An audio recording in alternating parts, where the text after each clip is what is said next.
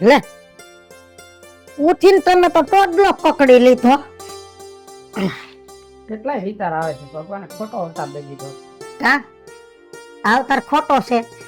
બે હાથ છે, બે પગ છે, જીભ છે, આંખું છે, નાક છે, અંગ બધાય હાજા છે, હાજા માંદા નથી. ઘરમાં અન્ન છે, ધાન છે, પૂરતો પૈસો છે, મકાન છે, તોય તમને હેના અફસોસ છે. રોડે ઉતારીએ બિચારા ટાઈટ વરના, એને પૂછો દુઃખ કોને કહેવાય? એવા દુઃખ નથી મને. તઈ એવા દુઃખ હોય ને તો ભૂખા હોઈ જાય તો નીંદર આવી જાય, પણ આ પરિવારના દુઃખ રહ્યા ને એના કોઈ રસ્તા ન હોય. એ આપને એકને દુઃખ છે. દુનિયામાં કોઈ ઘર એવું નથી કે નાના મોટું દુઃખ ન હોય, પણ એનો ઈલાજ કરવાનો હોય.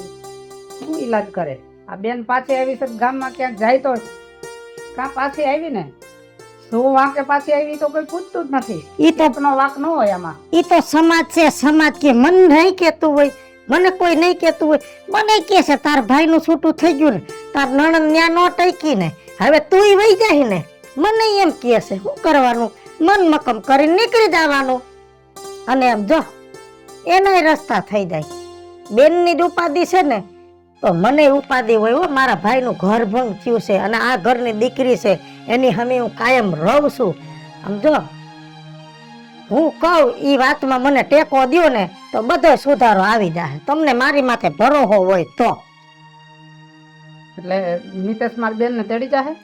બધુંય થઈ જાય, ઘીના ઠામમાં ઘી પડી જાય, પણ એના માટે છે ને મારે બધુંય કરવું પડે ને તમારે મને સાથ આપવો પડે. જો બીજું મારી બેન ના એક ના બે ભાવ ન થતા હોય ને તો તું કેમ કરવા તૈયાર છો? અને હું એમ નથી કેતો કે મિતેશ નો વાંધો છે. મિતેશ ડાયો જ છોકરો છે, પણ બેન નો થોડોક વાંક છે. તું સમજાવ તો બધું થઈ જાય એમ છે. તો જો હવે કાન ખોલીને મારી વાત સાંભળો, પછી જો આખી વાત સાંભળીને કહેજો કે હું ઈ કામ કરું કે ન કરું, પણ સાથ દેવો જો સાંભળો.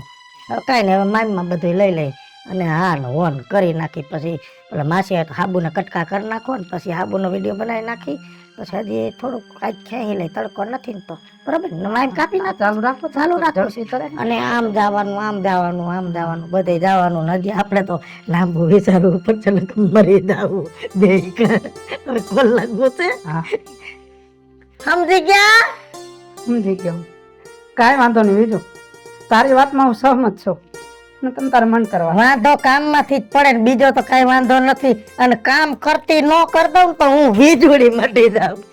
ભલે સારું લ્યો.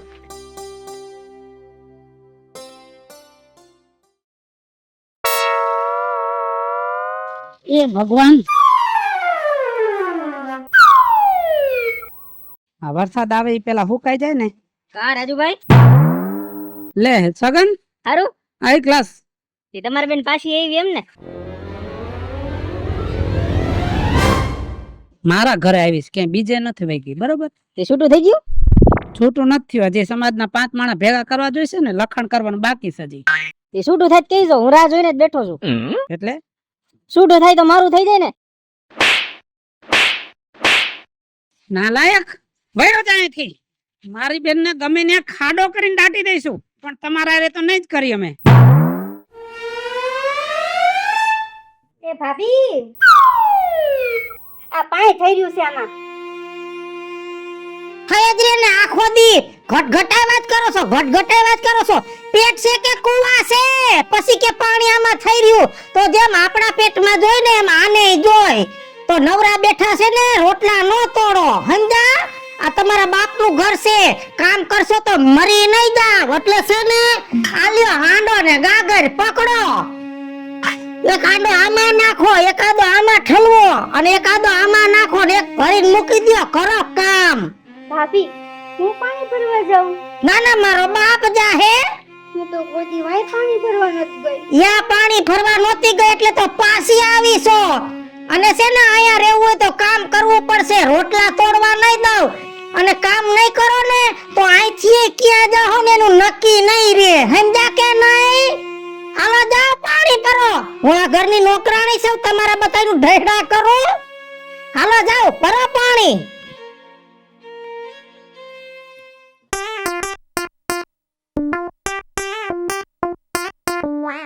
હું જગન અને ક્યાં દોડ્યો જા કાંઈ નહીં તાર ઘર બાજુ દીકરો તમને કાલ મળતો જાવ એવું છે હું કે હારણ બાકી મોજ મોજ મૂકીએ ઘરવાળી મૂકીએ એમને મૂકીએ એવું હોય ને લે તો ભાઈ તાર બેન ને ન લેતું હોય એ લઈ આવી જ છે ને થોડીક વાતચીત ચાલુ છે પછી હું લેતા આવી છે ને ઠીક તી તારી બેન નું છૂટું કરી નાખી પણ મારી બેન નું છૂટું કરવાનું તને એટલી બધી ઉતાવળ છે નહીં હે તારી બેન નું છૂટું થઈ જાય મારું પાકું થઈ જાય ને એટલે તું કેવા હું માગસ હું એમને એમ રખડું મારી યાર કરાવી નાખાય ને તાર બેન નું એમ એટલે બુધે વગર ના ખબર નથી પડતી તને તો હું બોલે છી હું મારી બેન ને ઉતારે એને પહેણાવું એમ ઉપાડ ઉપાડ હાલ આમ ઉપાડ ક્યાંથી દોડ આવે છે આવા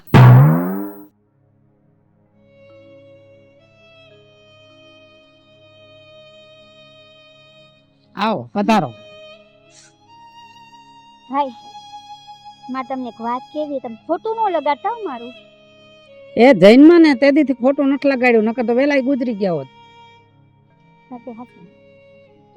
મને હે ને ભાભીએ હે ને કાલે પાણીના બેડા ભરવા માટે મોકલી દીધી અને મને શું કે ખબર છે ઈ કે કામ તો કરવું જ પડશે અહીંયા નહીં હાલે બધું તારું મને મન ફાવે એવું કહી દીધું ભાઈ પાછા મને એવું લાગે છે ને હવે તો કે ભાભીને એને હું ગમતી નથી ભાડે પડતી હોય ને એવું લાગે છે દુખિયારી કા હા હા કામ તો કરવું પડે.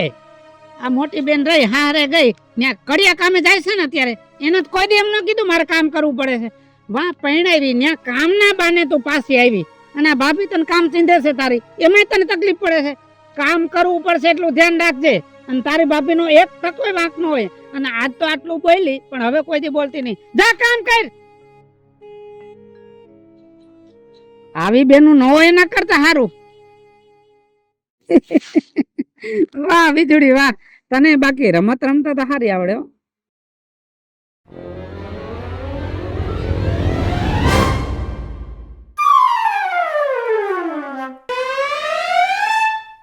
મેડમ હુતા છો હજી હા ભાભી બોલો ને હજી હુતા છો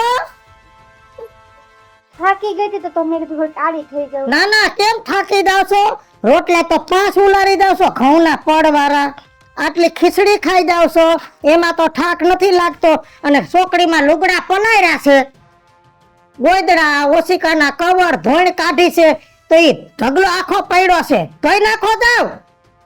તો ભાભી લુગડા મારે ધોવાના ના ના મારો બાપ ધોહે હે લુગડા ધોઈ નાખો.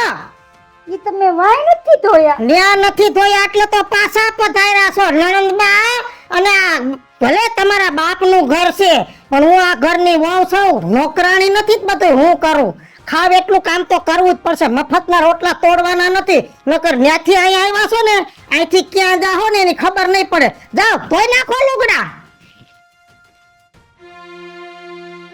રે રે જેમ ફાવે એમ કેવું પડે છે હબડાવી તબડાવી પડે છે ઘરની દીકરી છે છતાંય કેવું પડે છે હું કામ કે અમારે એનું ભવિષ્ય સુધારવું છે બાકી આ કવેર કેવું તો મને નથી ગમતું. હા વીજળી હા લે બોલ બોલ શું તમારે હમણાં બહુ ડખાયેલા શું કરું ભાઈ આયલા કરે સમજે નહીં તો ડખા તો થાય ને. તારા ભાઈ નું છૂટું થઈ ગયું છૂટું નથી અમારે નણંદ પાસે આવી તો આખા ગામને ખબર છે કાગળિયા કરવા નાખ્યા છે લગભગ છૂટું થઈ જાય 2 મહિનામાં. તું કરી નાખ ને છૂટું હા ઈ વાત હાચી હું છૂટું કરી નાખું કે પછી મારે બીજે ઘર તો કરવાનું ને ભલા માણા ઘરે ઘરે માટીના ચૂલા જ છે. ના ના હો મારી ઘરે તો સ્ટીલ નો પ્રાઇમસ ગેસ નો બાટલો બધું છે એટલે એની યાર છૂટું કરીને મારી યાર ઘરકી જા એમ તારી યારે ઘર કી જાવ.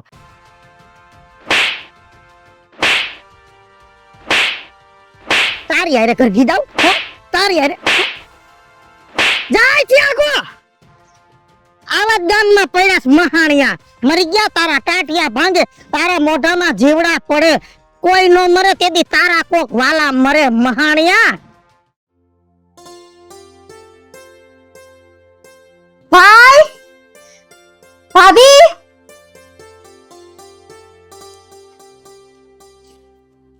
હા ભાઈ અને ભાભી હવે મેં ફેસલો કરી નાખ્યો છે કે હું આ ઘરમાં નથી રહેવાની. કેમ સમજાવવા ને એમ કઈ ઘર મૂકીને જવાય? એકાદ બીજા હામું હું જોવો હો તમે લોકો? હું બીજી ક્યાંય નથી જતી, તઈ મારા ઘરે જાઉં છું. અને ભાભી, તમારા ભાઈને ફોન કરીને કહી દો કે કાજલ પાસે એના ઘરે આવે છે. કા બેન 3 મહિનામાં આટલું મોટું પરિવર્તન? નણંદબા આટલી બધી સમજણ ક્યાંથી આવી? ભાભી, સમજમ તો મેં તમારા લીધે આવી છે. તમે જો મને હે ને ટોચીને કહીને મને નો સમજાવત ને તો મને નો ખબર પડત. જો મારા બાપના ઘરે મારે કામ કરવું પડે તો ઓલું તો મારું ઘર જ છે ને. હે, અને મૂળ તો અમારી એ જ વાતમાં ડખા થતા હતા ને કે હું ઘરના કામ નથી કરતી. તો એ ઘરને હું કામ કરીશ તો મારા ઘરમાં સંસારમાં કાંઈ ડખો થવાનો તો છે નહીં. મારું ઘરે વસી જાય અને તમારા ઘરમાં એ શાંતિ રહે. એટલે હું જાઉં છું ઘરે, હો, મારા ઘરે. જય શ્રી કૃષ્ણ. જોયું? વાહ બીજું વાહ, આ દુનિયાને તે કરી દેખાડ્યું. રાજુ, હું કહેતી હતી ને કે આને હું સમજાવી દઈશ. જો રાજુ, બાયુનો અવતાર છે. બાપનું ઘર હોય કે હાહરાનું ઘર, કામ કરવું પડે. અને બાયુની જાત જેદી એનું કામ મેલી દે ને તેદી 17 જાતના વાંધા પડશે. પણ બાયુની જાત એની ફરજ સમજી અને બધું કામ પરિપૂર્ણ કરે ને તો એને કોઈની વાંધો ન આવે. સાચી વાત છે બીજું. મારા દાદી માં એમ કહેતા કે ઘરમાં એક બાઈ ખરાબ આવી જાય ને તો આખા પરિવારને વેર વિખેર કરી નાખે, પણ એક તારા જેવી હારી બાઈ આવી જાય ને તો આખા પરિવારને ઉગારી લે. હાલો મિત્રો, હું છું ધનસુખ ભંડારી ઉર્ફે વીજળી. હાલો મિત્રો, હું છું રાજેન્દ્ર પંચાલ ઉર્ફે રાજ્યો. હેલો મિત્રો, હું છું વિદેશ લાખાણી ઉર્ફે મિકલો. જય ગણેશ મિત્રો, હું છું કાજલ જોગનપુરા ઉર્ફે કાજલી. હેલો મિત્રો, હું છું યશ દોશી. અને મિત્રો, અમારી યુટ્યુબ ચેનલ છે બે, વીજળી ઓફિશિયલ, રાજ્ય ઓફિશિયલ કોમેડી. બંને ચેનલને લાઈક કરો, શેર કરો અને સબસ્ક્રાઇબ કરો. કરો.